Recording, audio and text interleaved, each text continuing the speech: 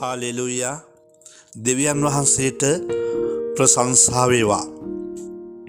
හොඳයි, නව ප්‍රේමයේ උල්පත සභාවේ අපි මේ හිමිදිරි උදෑසන උන්වහන්සේගේ ජීවනයේ වචනය බලන්ට යමු.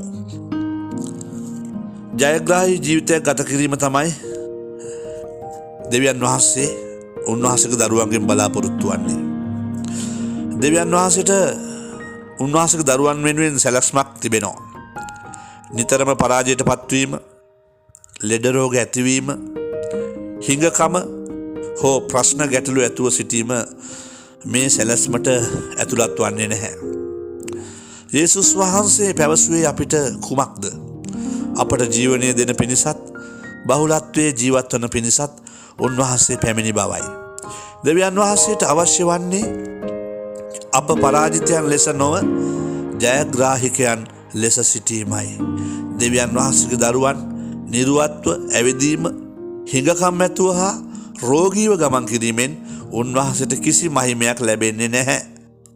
යේසුස් වහන්සේ අපව ශාපයෙන් මුදා ආලෝකයේ රාජ්‍යයට පමුණුවා ගත්සේක. නැතහොත් උන්වහන්සේ අපගේ ස්ථාන දැන් මාරු කර ඇත.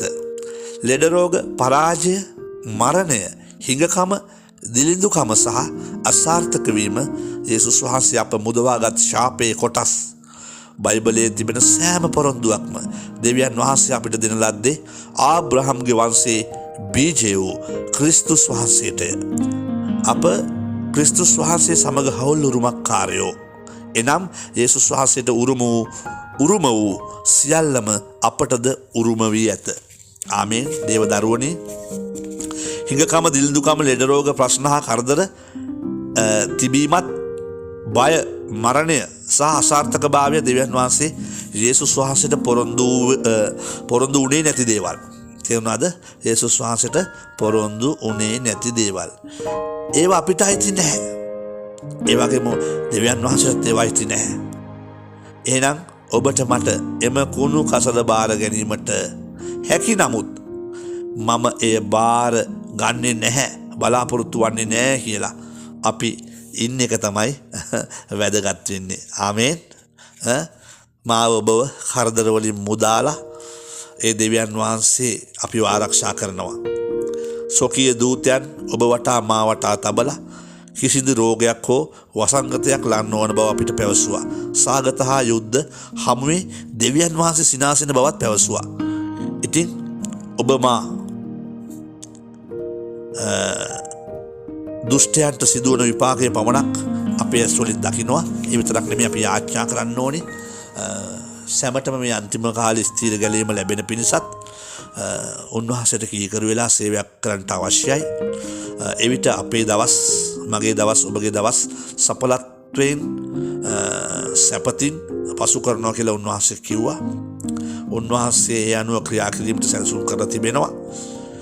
යේසුස් වහන්සේ ඔබට මට ජයග්‍රාහික ජීවිතයක් දෙන බවට පොරොන්දු වෙලා තිබෙනවා. දේව දරුවනේ, ඉතින් ඒ නිසා අන් අයගේ ක්‍රියාකලාපය කුමක් වුවත් මේ පීඩා මැද්දේ, කුණාටු මැද්දේ අපි ගමන් කළ යුතුව තිබෙනවා. අපේ නෞකාව දැන් ගමන් කරනවා, රළ ඉලිප්පෙනවා, ගල්පර අතරින් අපි යනවා. එළිය බැලුවහම හරිම සැඩසුලන්, කුණාටු, හරිම රළුයි, හරිම සීතලයි. නමුත් අපි අපේ නෞකාව දැන් උන්වහන්සේත් එක්ක ගමන් කරනවා. ආමෙන්. නෝවාගේ වගේ නෞකාවක් ඔබ මට අපි සැමෝටම හදලා දීලා තිබෙනවා. ආමෙන්.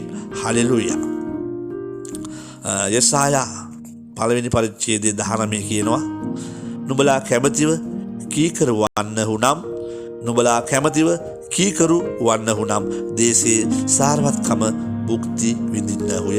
ඒ වගේම මතෙව් 24:4 පදේ කියනවා, යේසුස් වහන්සේ ඔවුන්ට උත්තර දෙමින්, කිසිවෙක් නුඹලා මුලා නොකරන ලෙස බලා ගන්න.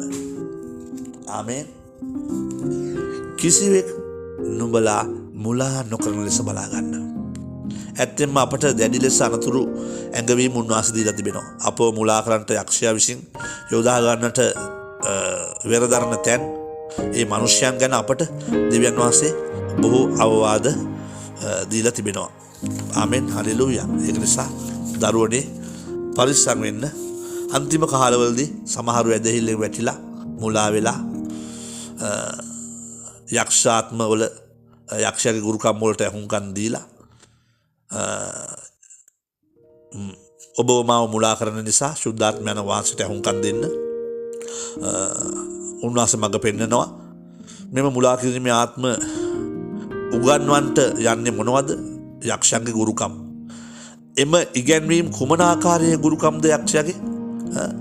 ඒක නිසා මෙවැනි පුද්ගලයන් බොරුකාරයන් වංචාකාරයන්ගෙන් ප්‍රවේශම් වන්න. ආමේන්. ඉතින් මේ හිමිදිරි උදෑසන ඔබට අපට ජයග්‍රාහී ජීවිතයක් ගත කිරීමට උපකාරී වන සත්‍යයෙන් බිදක් ගැන තමයි මම ඔබට මේ කතා කරන්නේ. ආමේන්. එහෙනම් මේ වචනය ඇසූ සියලු දෙනාටම ජේසු පිහිටයි.